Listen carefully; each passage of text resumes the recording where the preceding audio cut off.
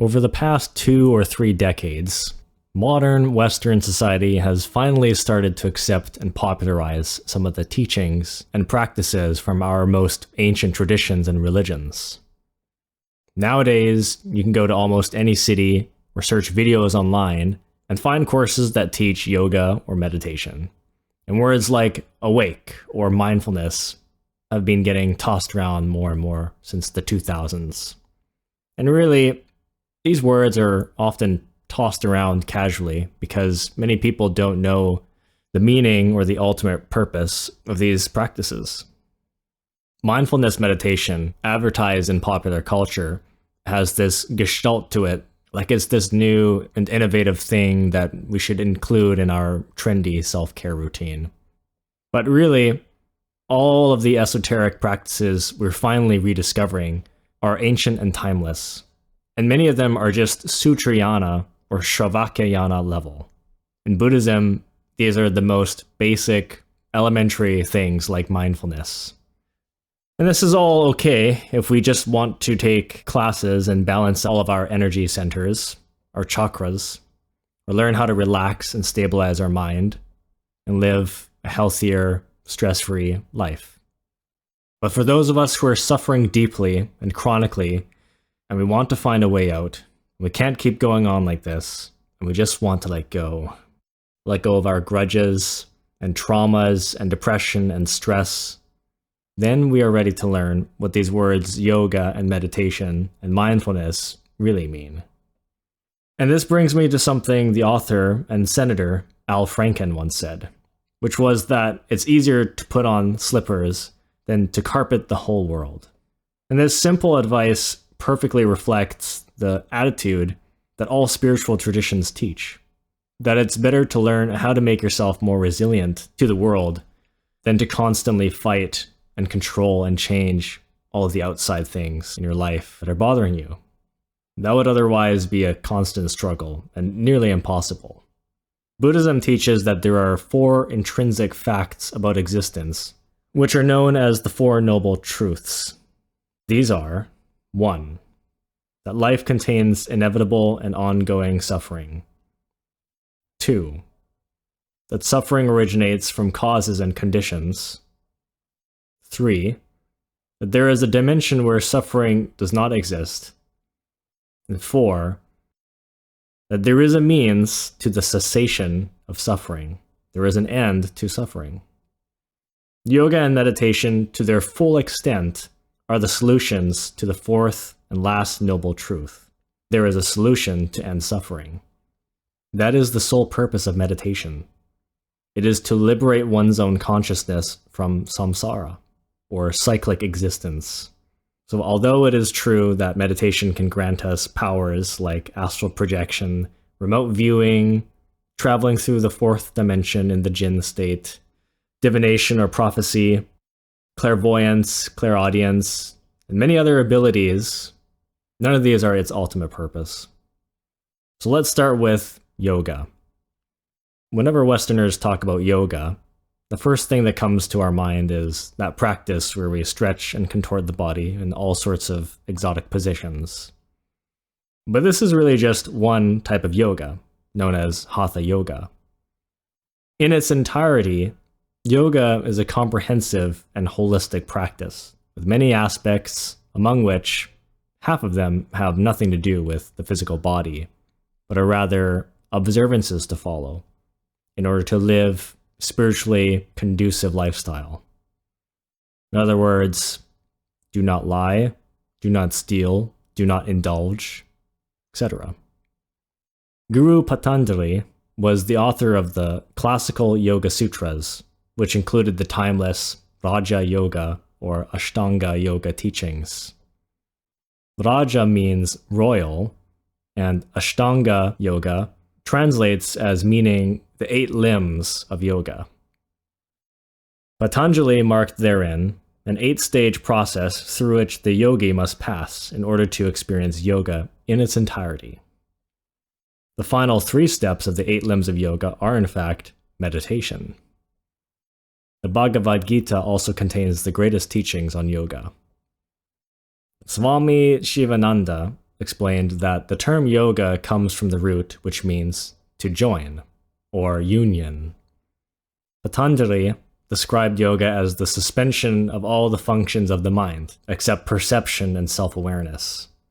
From this understanding, we can see how yoga is actually a psychological discipline. The purpose of yoga is to reintegrate the body and central mind with the soul, to unite with the divine, fundamental reality where suffering does not exist. Now, this reality or state of consciousness is far beyond our current human evolution, but it can be attained in one lifetime. And better yet, a person can begin to heal themselves within minutes of receiving insight in meditation. And from that insight comes understanding or comprehension. And from that comprehension comes a liberation of consciousness.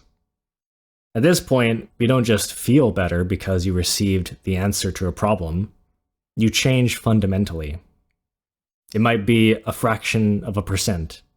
It might be 1%. But the liberation of consciousness is what heals us, and it is a measurable and confirmable phenomenon. Now, the term mindfulness means to be mindful and self-aware of everything you perceive on a moment-to-moment basis. It's the ability to keep a continuity of self-awareness or cognizance all the time. So in other words, there is a clear distinction between doing something or experiencing something and knowing that you're doing it, being mindful and observing yourself doing or perceiving from moment to moment. The mindfulness meditation practices that have become more and more popular over the decade are not real meditation. They are merely elementary Sutrayana level practices designed to train and establish concentration. The ability to relax and concentrate and be mindful is a prerequisite for meditation. This is called in Buddhism shamatha. It means serenity or calm abiding. In its full sense, meditation is the state of perceiving with the consciousness fully activated and free of all conditioning. It is the ability to see all manifested things and sensations as they are, objectively. Consciousness can be in an active state, when we are paying close attention to something, or in a passive state, when we are receiving impressions such as sight and sound, but without very much awareness of it or ourselves. This happens when we get distracted, or when we get hypnotized by television, or caught up in fantasy and daydreams, or entranced by dreams during sleep. Meditation is not rooted in religious belief, or dogma, or theories, or myths. It is a pragmatic, practical, experiential phenomenon that we once had a greater ability to experience many centuries ago, but lost over the course of the Common Era due to our conditioning. So for us, we tend to consider meditation as a practice, because our mind is so conditioned that we constantly need to retrain ourselves to be able to perceive different kinds of impressions with that added self-awareness and clarity and objectivity that meditation offers. Nonetheless, meditation has been proven by thousands, and even adopted by the CIA and military forces such as the Navy SEALs. Karma, trauma, and the liberation from suffering. To see things as they are is crucial for our evolution. Because of how limited our consciousness is, we're not in the state of meditation. Many of us consider ourselves to be conscious creatures. We perceive, we think, we act, we make choices, so why not? But the fact is that we have consciousness at our level, and it's very limited. So most of the time, we are in a state of psychological sleep. For us, this means that we barely perceive our own physical world that we belong to. We're usually not aware of much. We can't pay attention for long periods of time before getting distracted, and it takes a lot of effort and energy just to pay attention. We rarely remember our dreams when we wake up every morning. We can't remember all the things we did or said last week, and we can't predict or see all the things that will happen in the future. And furthermore, our range of perception is also limited. We can't hear as much as a dog can. We can't see very well at night like cats can. And we can't see radiation waves like infrared or ultraviolet. So as a result, we interpret impressions, everything that comes into our senses, subjectively, based on our conditioning. And from this fact, we can see how all problems are really a matter of perspective and are relative to the level of perception a person carries. For example, the kind of physical punishment most of us can barely tolerate may not affect a Shaolin monk who is in a state of meditation. Or some of the emotional dramas that a teenager in high school faces regularly might be viewed as petty and insubstantial compared to a person like Batman, who has the whole weight of Gotham City on his shoulders. So it's the misperception of a conditioned consciousness that causes all of our confusion and problems, not the situation itself. Everyone sees things from a different point of view, and everyone is debating and disagreeing and arguing with each other. This is also why this humanity has become increasingly confused and violent and complicated over the centuries. And that last statement isn't just based on the teachings of the Dharma and evolution, but it's a fact that you can confirm for yourself if you look it up. The amount of slavery that's happening on the planet right now is more than it ever has been in history. Our water supply and air is more polluted than it ever has been. Most of our food is not organic anymore. Everything now is genetically modified and synthetic. So in Buddhism, when we talk about conditioning, we're usually referring to the ego, which is what we carry in our mind. Now, although we can agree that we can be influenced by external situations, like the way we were raised, the city we grew up in, the schools we went to, or the decade we were born in, the outside situations are never the root cause of our current circumstances. And we have this habit of blaming our parents or siblings or our schools or society for making us the way we are. But it's wrong. It's part of wrong view in the Eightfold Path. Because when we blame others for our suffering, we fail to recognize the interdependence in all things. This is why the Dalai Lama explained that if you want to untie a knot, you must first find out how it was tied. The causes of suffering is the ego itself, since the ego carries karma, previous action.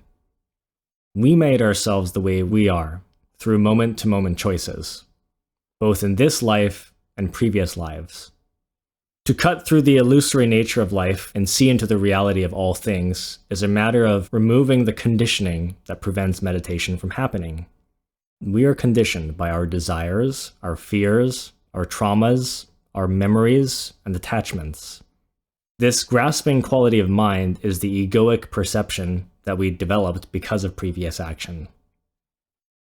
So if we're tired of suffering and we're serious about healing ourselves, the answer will always be found by looking inward. If we're sincere and honest with ourselves and take responsibility over our circumstances, then we can investigate our problems directly and begin to understand and unravel the causes behind them. By observing and understanding scenarios this way, we are destroying defects in the mind, and thus changing and reducing our karma. Every time you comprehend something, you destroy a portion of your ego. So as a result, you're liberating free consciousness from the various levels that it was once trapped. Instead of feeling trapped in the situation, like there's no choice but to just suck it up or act on our ego and take revenge in some way, we can simply take the time out and transmute.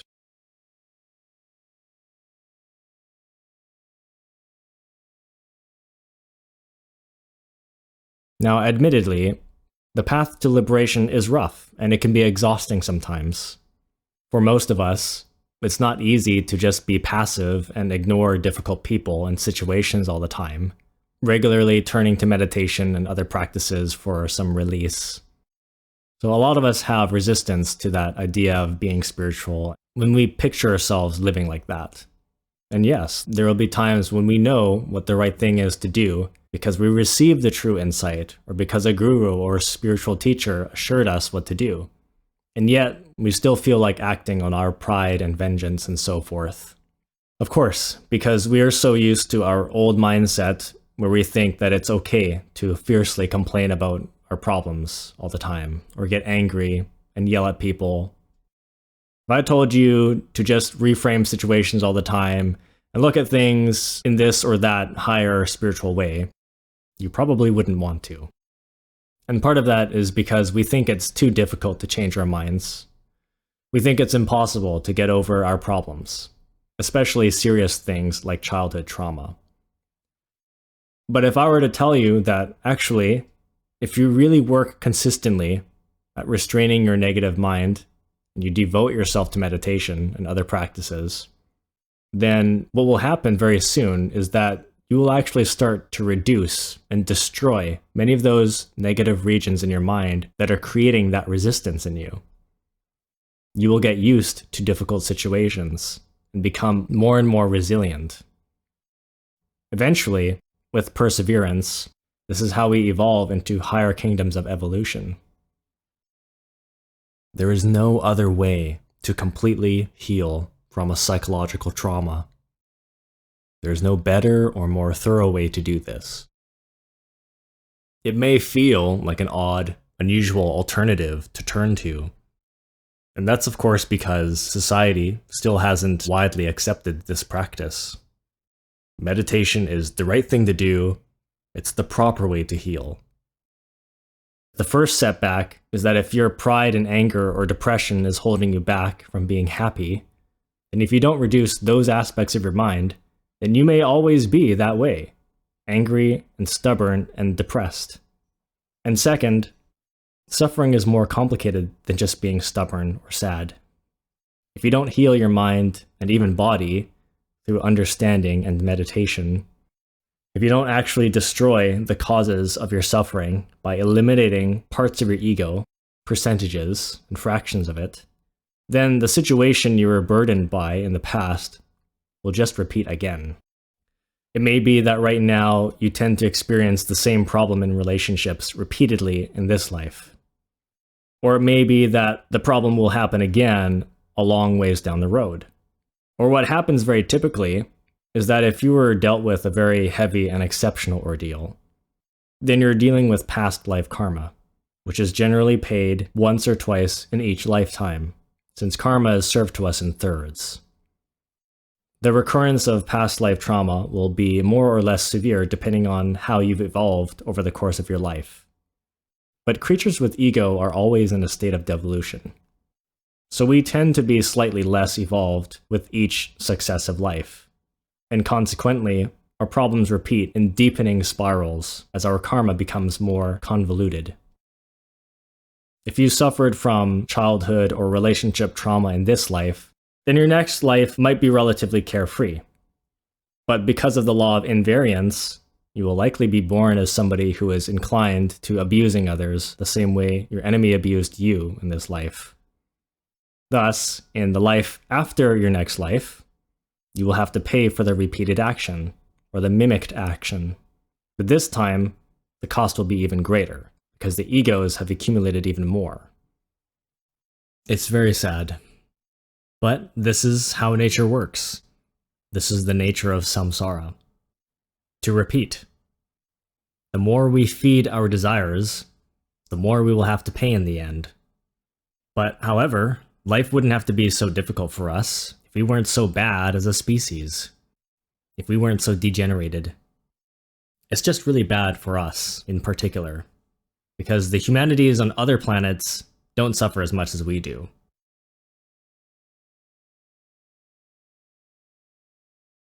Patanjali's 8-limbed Ashtanga Yoga Sutra reveals to us a universal set of steps that any person will inevitably fulfill if they succeed in experiencing yoga, the union with reality, our true identity, regardless of the tradition they follow. This is because the 8 limbs of yoga are rules that accord to the laws of nature.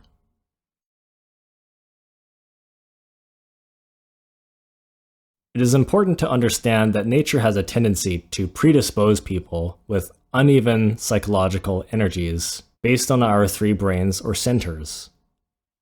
The 3 centers are motor instinctual, often combined or otherwise known as the sexual center, the emotional center, and the intellectual center. For this reason, Lord Krishna in the Bhagavad Gita teaches 3 to 4 different types of yogas so that the practitioners can combine practices in order to rebalance their 3 brains. One kind of yoga is called karma yoga, in which we act in an upright way and perform good deeds in order to produce beneficial results that help to liberate us from suffering. Physical action originates from the motor instinctual center. Some of the fruitful results from karma yoga include alignment, in which we've created the causes that allow life to flow more conveniently and smoothly, in alignment with what we are looking for. When we are out of alignment, we face inconveniences that slow our progress. It is through karma yoga that we earn spiritual experiences and wisdom. People with an abundance of motor instinctual energy have no problem following observances and performing deeds as part of karma yoga. These people have a strong sense of moral responsibility and act with integrity. But being a master of routine can sometimes lead to repetitiveness, which is a sign of spiritual stagnation. When energy becomes stagnant, it is because a person's actions are not producing results that are strong enough to be felt. It would be beneficial for the motor instinctual person to think outside the cave monk lifestyle and review their routine every now and then to see if there are things that should be done differently or more efficiently based on the changing times. Or if there are new practices or areas of study that would benefit their routine, such as esoteric medicine or mantras for concentration and protection. A common characteristic of motor instinctual people is their more or less cold-blooded nature. These people have a great degree of emotional control and resilience, but require heavier and longer-lasting ordeals in order to understand what it feels like to live with grief and sorrow. Another kind of yoga is called bhakti yoga, which teaches us how to handle and reintegrate our emotions in order to conquer suffering. Our emotions originate from our heart. Some of us are very emotional and expressive, but we usually react as opposed to respond. This means that we're not very self-aware or cognizant of how we handle our emotions. Others have a habit of suppressing or even repressing emotions because we don't know how to express ourselves or because we are worried about what others will think of us. In both cases, though, the reintegration of the emotional center is necessary. If you indulge in your emotions a lot, then you need to observe them more and learn to be indifferent. If you ignore your emotions all the time, then you need to catch yourself whenever you casually sweep aside a difficult situation without tending to any possible inner conflicts that arose inside you, because those neglected emotions can build up over time and even cause physical problems down the road. So it would be good to investigate in meditation how neglecting your emotions has played a role in the problems you have today. Many physical problems like indigestion come from imbalances in the emotional center. Emotionally dominant people tend to have strong morals and a high level of faith in their practice. But potential imbalances include physical laziness, which can slow their progress with karma yoga, a neglected intellectual center, which leads them to struggle with problems that could otherwise be resolved or reduced with reasoning, or having a routine that is slow and inefficient because they don't have a thorough understanding of Dharma, or because they're not using the tools available to speed up and multiply their results. In this day and age, we can take advantage of publishers, radio, SoundCloud, and YouTube to help spread a message. A third kind of yoga is called jnana yoga. This kind of yoga assists us in reasoning and comprehending our problems intellectually. Our brain produces thoughts, but our intellect is not limited to just that organ. Someone who is intellectually dominant can learn and understand scripture and the teachings of yoga quickly and easily, but they may lack the will to regularly put what they learn to practice. Or they can have trouble understanding other people's problems because they have this habit of rationalizing and reasoning through the common struggles that many of us face. These people are very clever at making up excuses as to why they don't need to feel grief or upset over difficult situations, or follow observances and practice things like karma yoga. They also tend to be emotionally inexperienced because their lives lack suffering. Raja Yoga, or Ashtanga Yoga, is the fourth and most holistic and complete form of yoga because it engages and integrates all three brains, or centers, of the human being. It is through the complete yogic practice that we awaken consciousness and attain the royal union with divinity that is promised. As explained earlier, the last limbs of Ashtanga Yoga are meditation.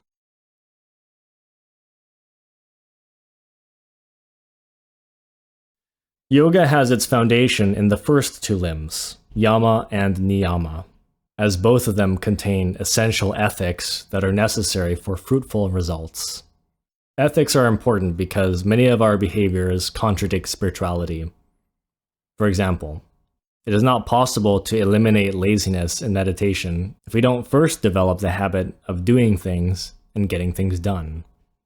Similarly, it is also not possible to eliminate addictions in meditation if we don't first make the effort to restrain desires and habits.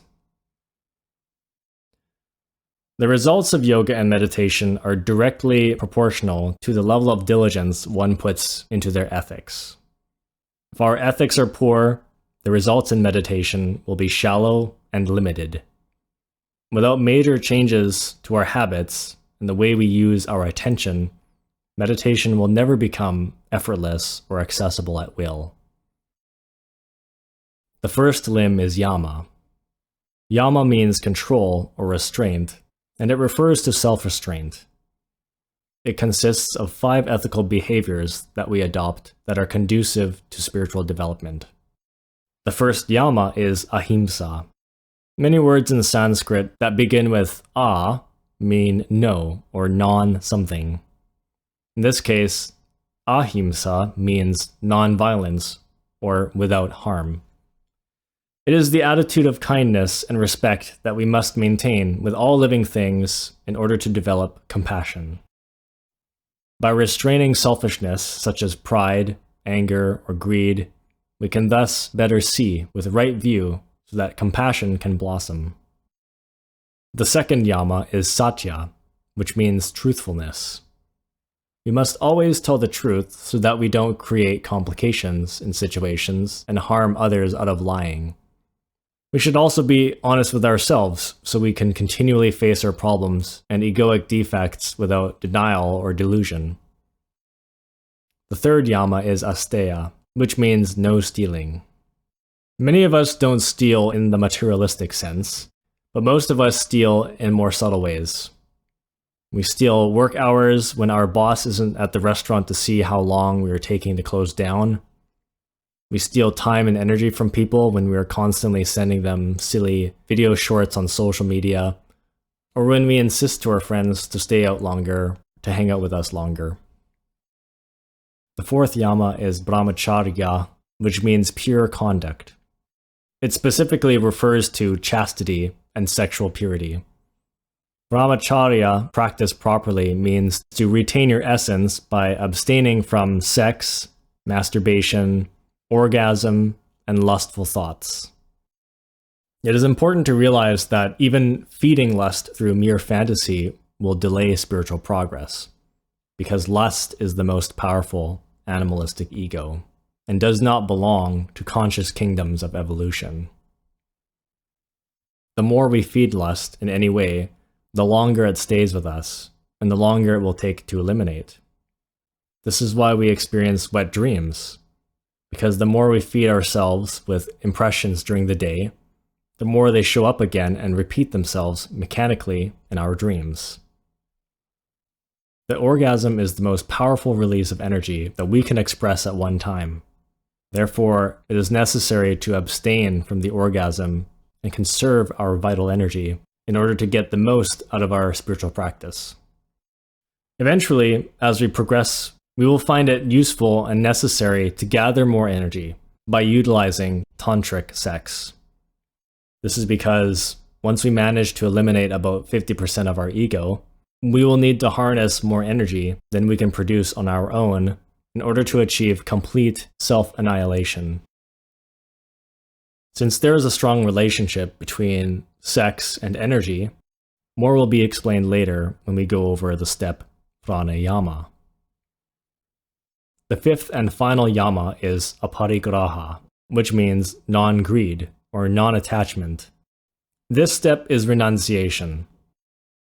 Initially, we can start by developing the attitude of non-attachment with all of our enjoyments and possessions, and giving up some activities and items, especially the things we do or have in excess. Eventually, we must renounce all desires. Buddhas and bodhisattvas do not have desire, and that is why they have more time and energy in the day to serve others.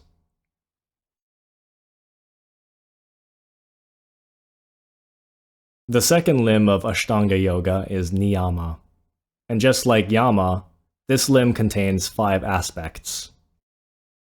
The first one is saucha.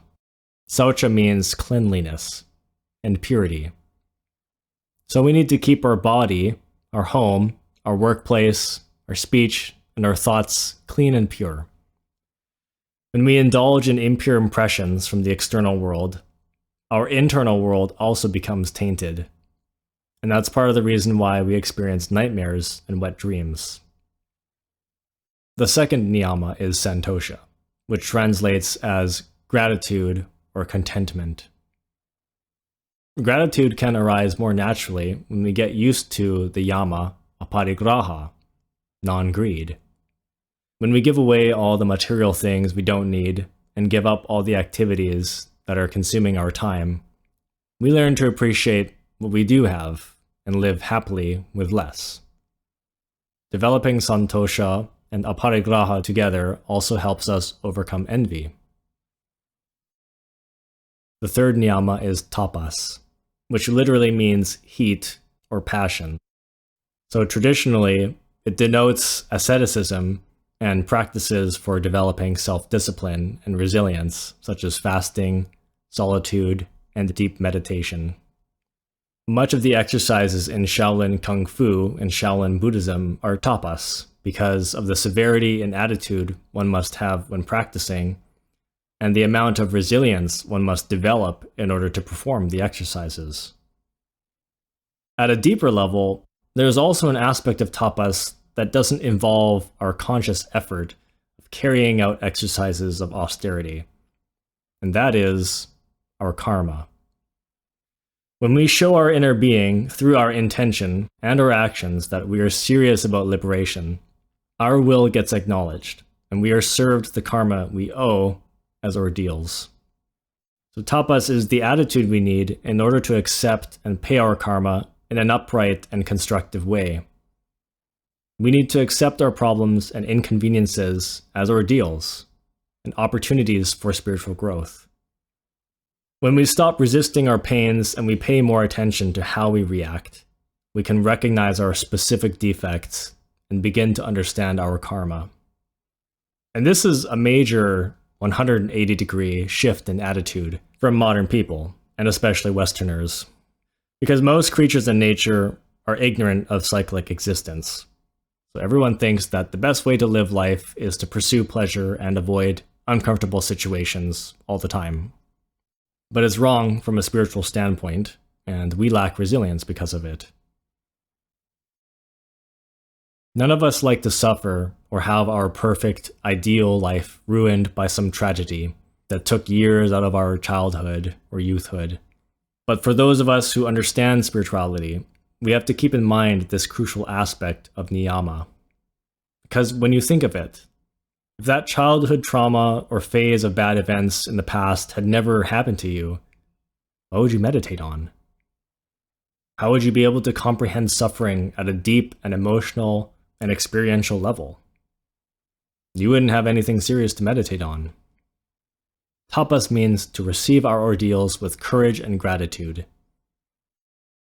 In the book Tarot and Kabbalah, Samael Aun Waor explains the tapas attitude that we should have toward our problems and karma. He says, the law of karma is indispensable in order to orient the ship of our life through the different levels of life in a positive and edifying manner. Karma is a medicine which is given for our own good. Unfortunately, instead of people bowing reverently before the eternal living God, they protest, blaspheme, justify themselves, foolishly excuse themselves, and as Pilate, wash their hands. With such protests, the karma is not modified or reduced. On the contrary, it becomes harder and more severe. When one comes to this world, one brings one's own destiny.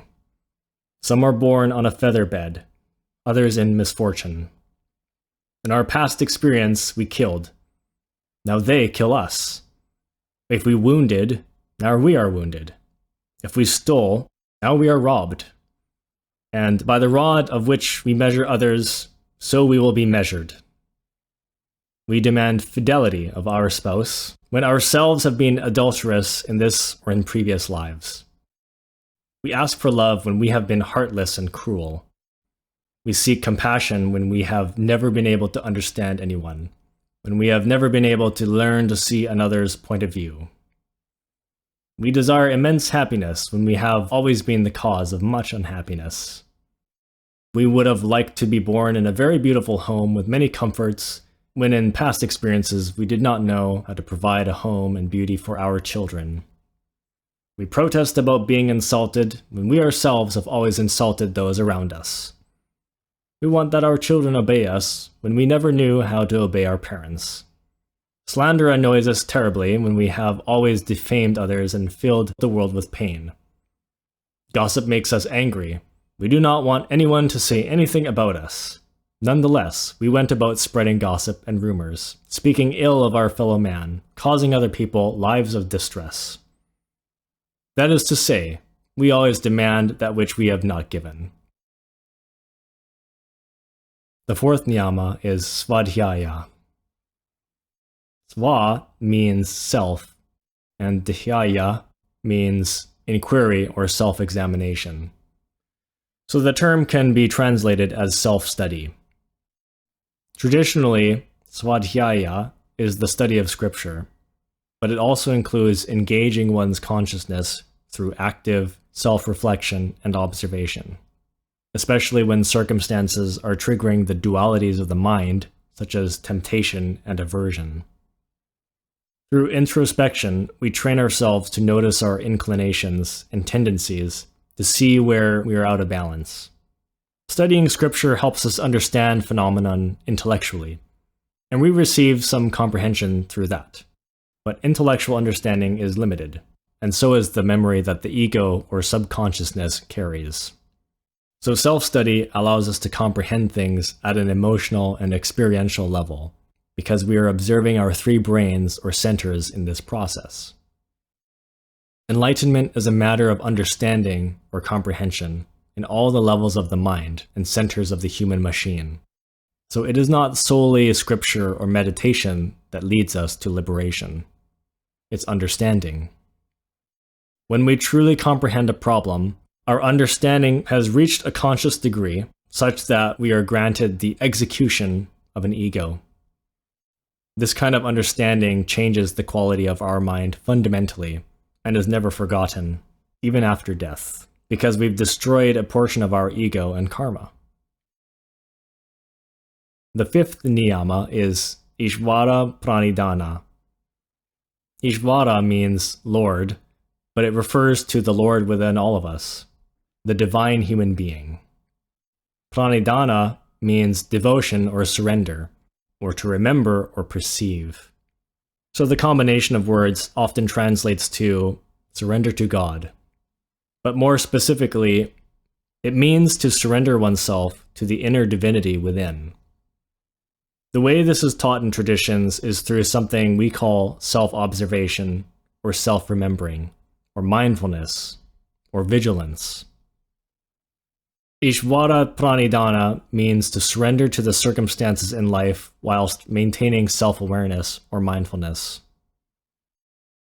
The evolutionary level of the mind of most humans is about 97% conditioned by the subconsciousness, what are known as aggregates in Buddhism. This reflects the amount of karma we've accrued from previous action. Our desires, attachments, and aversions hypnotize us into a passive state of consciousness that easily gets distracted. The ability to concentrate and maintain mindfulness on a moment-to-moment basis is a mandatory prerequisite for meditation. The reason is simple. If you can't pay attention to what you're doing and maintain awareness of yourself during the day when you're awake, you won't be able to do it when you're meditating. The Ishvara, or inner divinity, is the spark of consciousness in our heart that allows us to concentrate and self-remember. It must be trained and developed. The difference between hypnosis, or psychological sleep, and mindfulness is the difference between driving a car and knowing that you are driving a car, and closely observing yourself doing it. This is more than just being a witness to phenomenon. This is observing yourself as a witness of a phenomenon.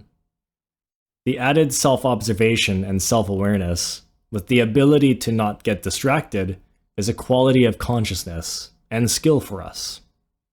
Self-observation is an act of conscious will, so it does not involve intellectualization, organization, judgment, or personal preference or attachment. Consciousness that is not modified by the ego has a cold, objective, vivid, alert, self-aware quality. That is why it is important for us to remember ourselves from moment to moment, because in that act, we are mimicking that conscious quality throughout the processes of daily life. The third limb of Ashtanga yoga is asana. Asana means seat, and so it refers to carrying oneself with a good posture at all times, especially during hatha yoga and meditation. For these latter exercises, our posture needs to be in equipoise. It needs to feel relaxed, but not dull or drowsy, and attentive, but not strenuous or uncomfortable or restless. Asana also means to keep the mind in the same way, stable and relaxed, but attentive. The fourth limb is pranayama. Since the word pranayama comes from the root prana, the complete sense of the term means energy control, so it is not limited to pranayama breathing exercises. Prana is the primordial, creative sexual energy that flows through all things to sustain life and vitality. It exists very close to the physical world in the fourth dimension, the etheric plane, or the vital plane. The sexual energy is the greatest power that is available to us, and we have the choice to use it in either an upright way or an inverted way when we act on our ego. Think about it this way. The human body is made up of about 7 octillion atoms, which is an inconceivable number. And the body is also supported by vital energy. But splitting just one of those atoms can create an explosion as large as the atomic bomb that was dropped in Hiroshima. There's nothing that has more potency and reach than pranic energy. Prana affects us more than any other kind of energy we use. Physical tension blocks the flow of vital energy, and mental tension or anxiety also blocks this flow. Oftentimes when we are anxious, our breathing changes and we either breathe faster or shallower or hold our breath. But we need energy to live and have experiences in meditation.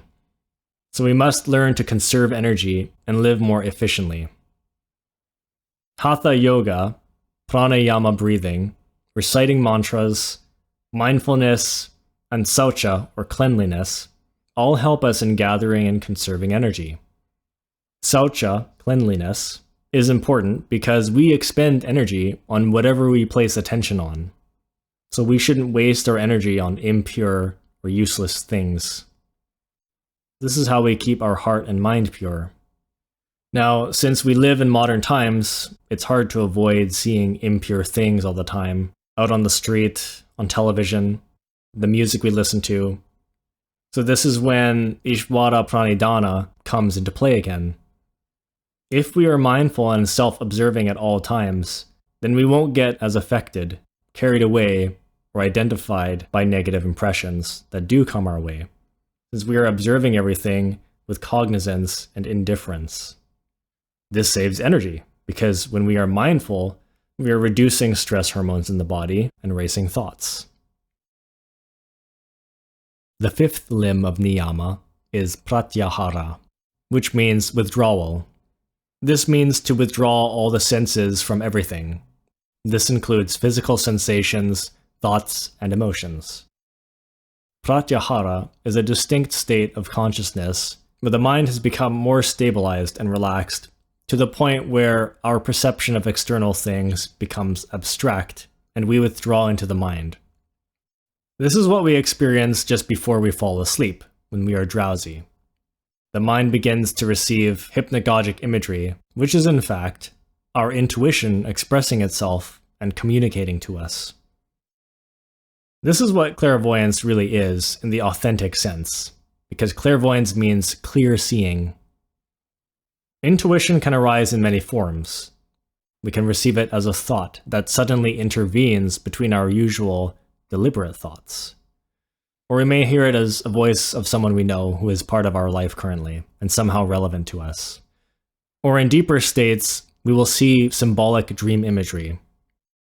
For this reason, pratyahara is the beginning of real meditation, because it is a state in which we can begin to investigate problems and understand them objectively. When you're starting off, it's very important to at least be able to reach pratyahara on a regular basis. Because if we as modern people are constantly confused and stressed and bombarded with problems, and we need clarity and we need to understand what to do right away, then we shouldn't have to wait months or years just to develop the skill to enter a dhyana or samadhi state in meditation at will and handle our problems that way. We need answers right now, don't we? For most people, pratyahara doesn't come unless you are drowsy or almost falling asleep. So it is crucial to remember this. A good asana or posture that is very relaxed but attentive enough so you don't fall asleep is ideal. However, if you're new and you put too much emphasis on getting that perfect traditional meditative posture in your practice, then it will take you some time for your body to adjust and become comfortable enough to allow for pratyahara to happen. My personal suggestion is to experiment by sitting upright in different ways, on a comfortable chair, on your bed with pillows stacked up, or my personal favorite, a reclining chair. Yeah, it's easy to fall asleep on a reclining chair, but it's also the easiest way to become drowsy and experience pratyahara. A good time to meditate is either first thing in the morning, upon waking up, or before bed, since at both times we are drowsy. If you find that you fall asleep easily, you will need a more attentive posture. I know of a Gnostic who is an instructor, and he likes to drink coffee before he meditates. And I personally like to do the same thing because it helps to extend my drowsiness without falling asleep. But after some success with these techniques, I encourage you to try this without coffee or without using the reclining chair, but in a traditional meditation posture. Because that way you don't rely on those supplements and certain kind of furniture just to experience something that has really nothing to do with the body. As with everything the yogi does, the state of pratyahara is complete when we maintain self-awareness. Our consciousness should never be in a passive state. Pratyahara is the same thing as the Buddhist term vipassana.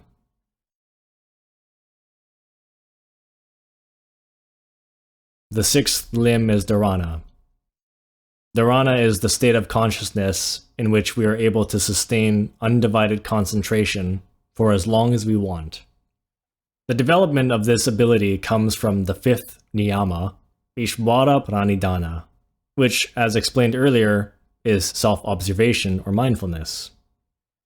The more we engage our consciousness on a moment-to-moment basis, the more we awaken it.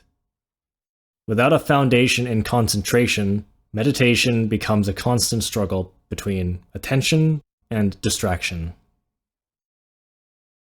The seventh limb is dhyana. Dhyana means meditation or absorption, and is often described as one-pointed concentration. This is a state of consciousness in which our concentration is perfectly fixed and completely absorbed on a single point or subject. It is characterized as a radiant self-awareness that feels both limpid and transparent, and yet vivid, with a quality of pureness and sometimes luminescence. Consciousness exists in infinite degrees, so in traditions, dhyana is characterized into various levels, or jhanas. Through dhyana, the eighth and final limb of yoga, samadhi, can be experienced. As explained by Swami Shivananda, yoga is the union with reality, or our true nature, since the term comes from the root word to join. So samadhi is the complete experience of yoga itself. This union with reality is explained in the first 3 lines of the Royal or Ashtanga Yoga Sutras. Patanjali explains that yoga is the suspension of the modifications of the mind. Then the seer, the yogi, rests in her own nature. In Buddhism, our true nature is referred to as a seed or embryo in the heart region called Tathagata Garbha. And like a seed, it is undeveloped in us and not yet the full expression of our Buddha nature. Samadhi meditation provides us the full experience. Samadhi is a profound state of consciousness in which our mind is temporarily liberated from all of its egoic conditioning, and we experience what we call ecstasy or bliss. The level of concentration and self-awareness is just as strong as dhyana, but there is the added feeling of profound happiness, freedom, and love. At this level of meditation, we perceive our true nature and see all things as they are, objectively. Similar to the state of pratyahara or vipassana, samadhi is a deeper state in which we can investigate and understand any problem or phenomenon truthfully, without misperception. As with dhyana, samadhi exists in levels. In high levels of samadhi, there is the ability to perceive emptiness, or shunyata in Buddhism. This is the intrinsic emptiness of all forms in the universe. Everything perceived at this level is void of terrestrial value, meaning, and relevance, but love and compassion remain. Since the consciousness is liberated from all of its conditioning in samadhi, suffering does not exist. As such, high samadhi states lend us the power to withstand anything, both physical and psychological. The path to self-realization is a great work that leads us from suffering to bliss, and finally, into emptiness, liberation.